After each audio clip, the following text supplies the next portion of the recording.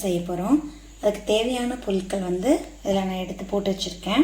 First வந்து பார்த்திங்கன்னா இந்த தந்தூரி மசாலா வாங்கிக்கோங்க. தந்தூரி சிக்கன் மசாலா உங்களுக்கு எங்கே கிடைக்குதோ அது நீங்கள் ஒரு பாக்ஸ் உங்களுக்கு என்ன பிராண்டு வேணாலும் நீங்கள் வாங்கிக்கோங்க. அதுக்கப்புறம் அது வந்து ஒரு 2 டேபிள் ஸ்பூன் போட்டுக்கோங்க.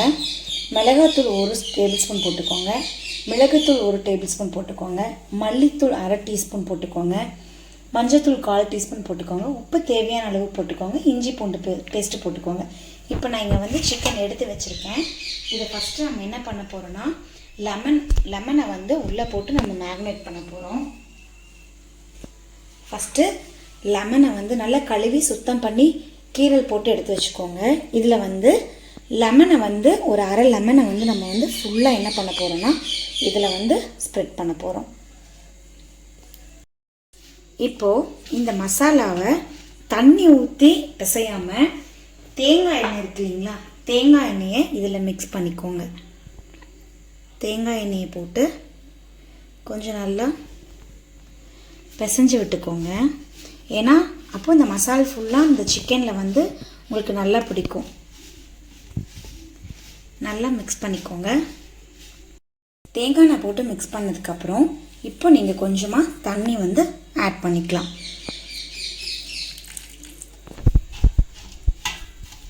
ஆட் பண்ணி நல்லா பேஸ்ட் மாதிரி பிசைஞ்சு வச்சுக்கோங்க. இப்போது இந்த மசாலெல்லாம் நம்ம வந்து நல்லா மிக்ஸ் பண்ணிட்டோம். இந்த கன்சிஸ்டன்சியில் இருந்தால் போதுங்க. இப்போது நம்ம சிக்கனை வந்து இதில் வச்சு மேரினேட் பண்ணிக்கலாம்.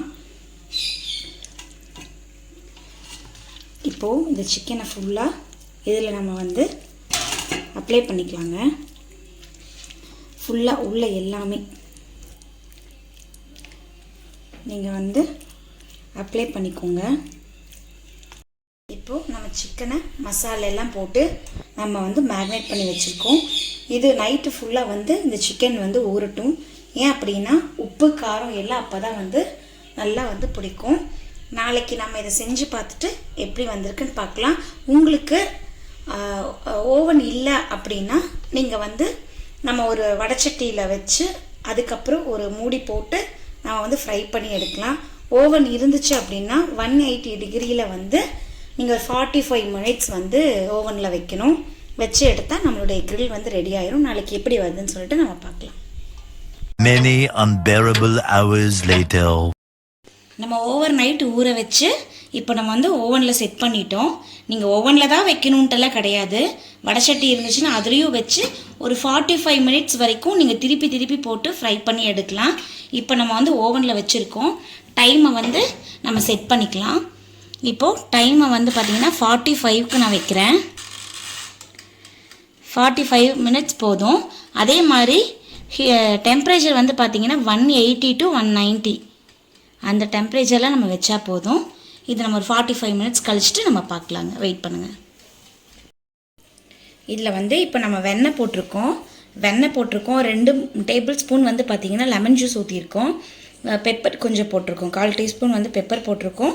ஒரு 1/4 டீஸ்பூன் வந்து மிளகாய் தூள் கொஞ்சம் சில்லி பவுடர் கொஞ்சம் போட்டுக்கோங்க. இதை வந்து இப்போ நம்ம என்ன பண்ண போகிறோம்னா நல்லா மிக்ஸ் பண்ணிவிட்டு அந்த சிக்கனில் வந்து நம்ம வந்து இதை வந்து அப்ளை பண்ண போகிறோம். அப்படியே வந்து ரொட்டேட் ஆகிட்டுருக்கு. ஒரு ப்ரஷ் வச்சு நீங்கள் அப்படியே வந்து இதில் வந்து அப்ளை பண்ணிக்கோங்க. ஃபுல்லாக அப்ளை பண்ணிக்கிட்டே இருங்க.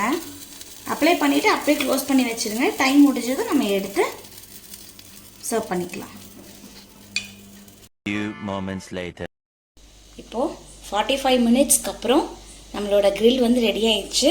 இதை நீங்கள் செஞ்சு பார்த்துட்டு சாப்பிட்டு உங்களோட கமெண்ட்ஸை எங்களுக்கு ஷேர் பண்ணுங்கள். தேங்க்யூ.